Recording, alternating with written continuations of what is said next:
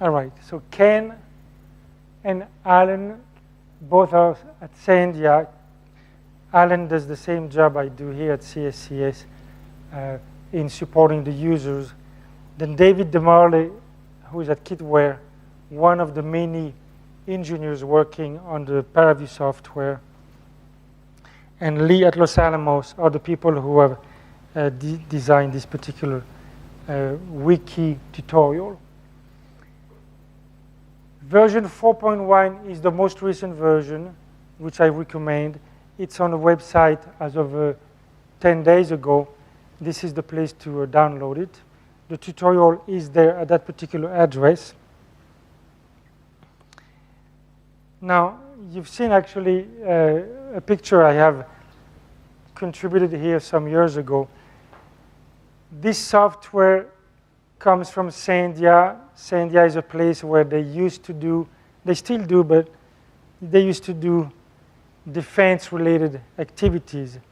So some of their big cases is represented here, supernova, but also tanks and so forth, and other types of explosions. ParaView sits on top of VTK, which we have briefly mentioned this morning, uses a ParaView server in any case, and then we have the option to run multiple clients. The standard one is, when we type ParaView, the ParaView client. PVPython is the Python client. It's a standard shell where we can do a lot of prototyping. The problem is that the 3D window is not interactive. So you cannot move your model around. It's not very simple. And there's no graphical user interface attached to it. Similar to PVPython, there will be another tool called PVBatch. PVBatch is the tool we use with Slurm to execute the Python script. Then there is a client for the web, which isn't quite mature yet. There's Catalyst, which is the in-situ visualization library for Python.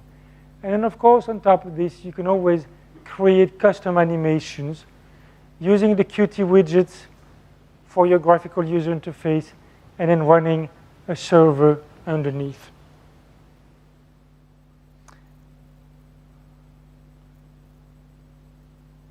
All right, our user interface, we've seen it a few times already today, is a Qt interface where a lot of the panels are dockable, which means you can actually take a panel and move it outside of the main window.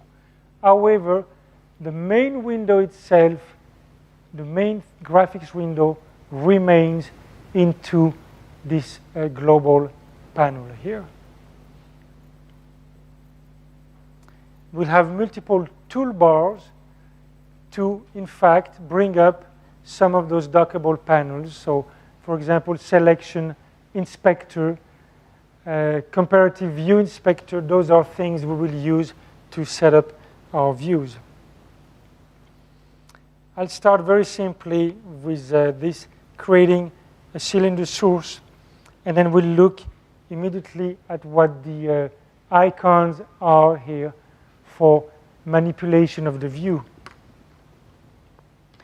So if I run my client here, I start with an empty window, and in fact, if you can see, if I remove all of those views, this is the display I have on the screen.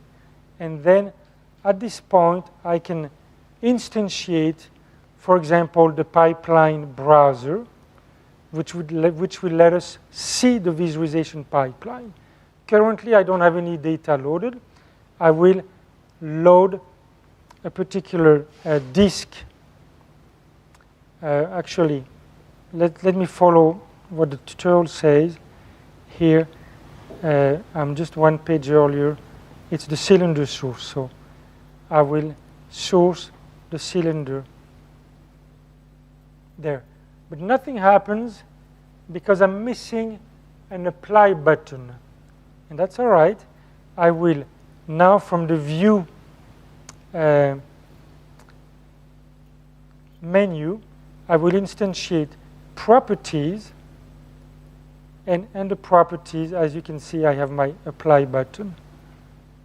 Okay. So there is my cylinder. It has default resolution, which is 6 for the number of faces. So you can see now that as I increase those faces, I now get a more rounder cylinder.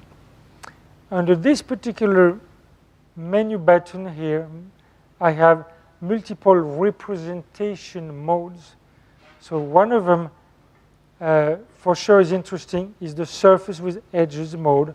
And here we see that I have exactly my 32 faces on the cylinder.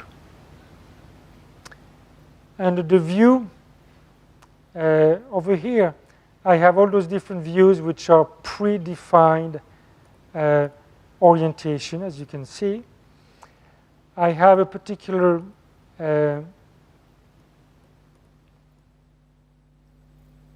button here to select the center of orientation. See now I'm moving my rotation around that particular point. I have a way to show the axis triad here at the bottom of my screen, and so forth. So there is my cylinder. It has no scalar field attached to it. Okay. In fact, we can look with the view information panel. We can look at the characteristics of this data set. It has 34 cells. It has 128 vertices. And it actually has 2 different arrays which are predefined for most geometric objects. One of them is called normals. This is the vector normals to the geometry. And then one of them called T-coords. This is for texture coordinates. If you wanted to, instead of a cylinder, take a sphere and map on your sphere an image of the Earth, you could texture map your Earth into the sphere and then look at your geophysics data or your weather data. So if I were to color this with the scalar field available, under this particular menu here, as you can see, I have my different options. So I have 3 different cases. The first case is a solid color. The second case is all the data field related to cell variables. And they have a little cube icon. And then all the data fields associated with vertices. So if I color with normals, there it is. It doesn't really make much sense because the normal is a vector field. So in this case, we are coloring with the magnitude of the vector field.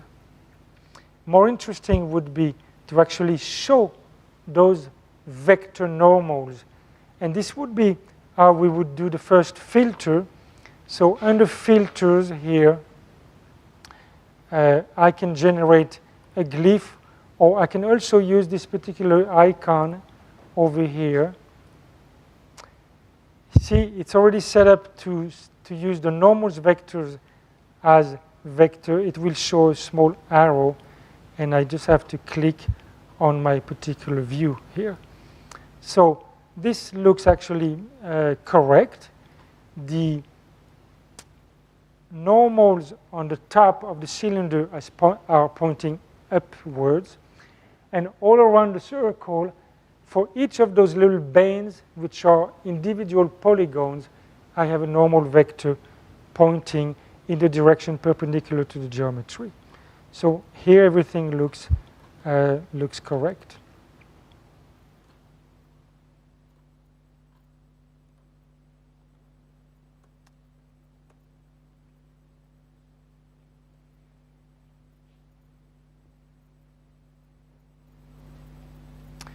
There is undo and redo, which can come pretty handy, especially in the case of the camera undo and redo.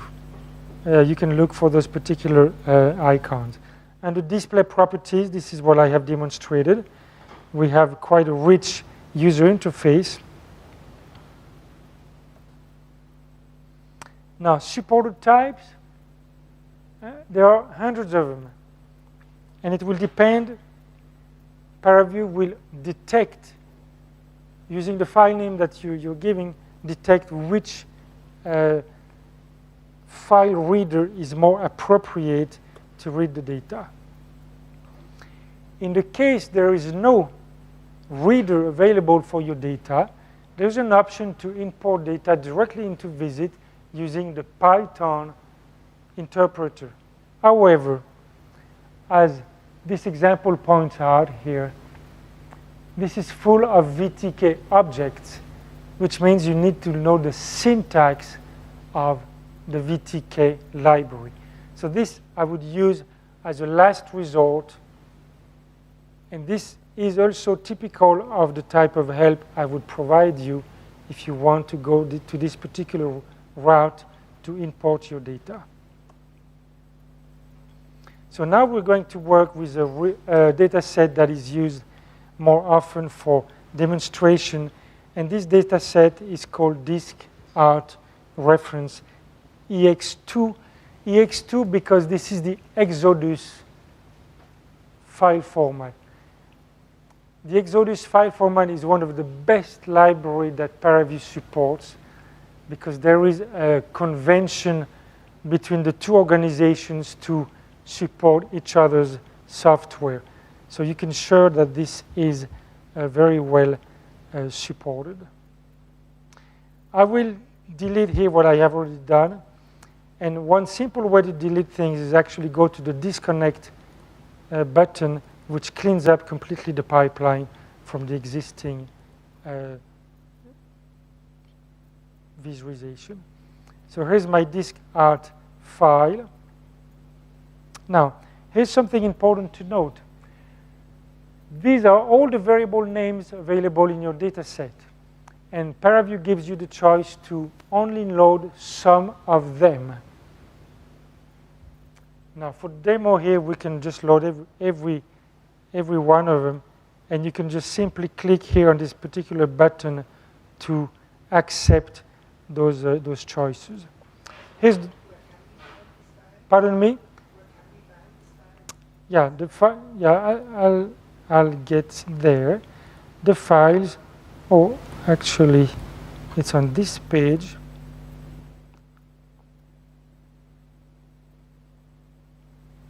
Actually, if you go to that address where the ParaView tutorial is given on the wiki, there's also a link to the